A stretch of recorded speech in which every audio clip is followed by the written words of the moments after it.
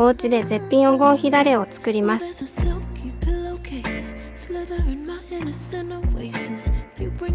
黄金比の3対3対2、醤油大さじ3、お酢大さじ3、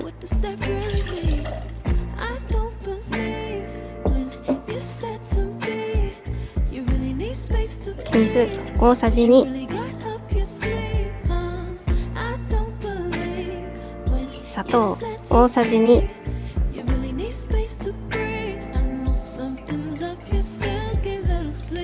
砂糖が溶けるようによく混ぜます。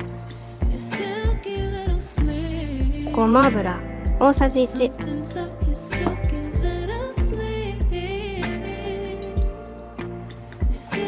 しっかり混ぜて冷蔵庫で冷やしておきます。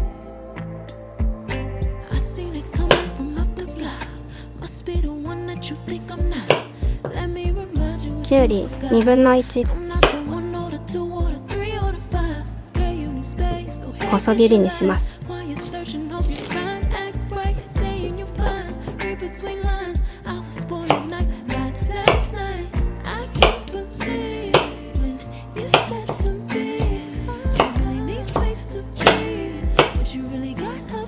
トマト1個、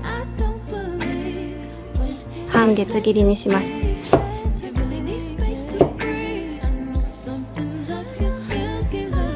お好みで錦糸卵、ハムなどを細くカットします。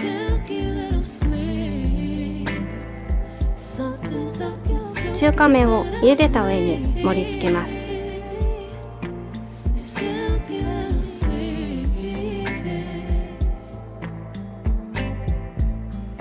冷蔵庫で冷やしておいたタレをたっぷりかけます。仕上げにごまをパラパラ。完成。絶品黄金比だれで召し上がれ。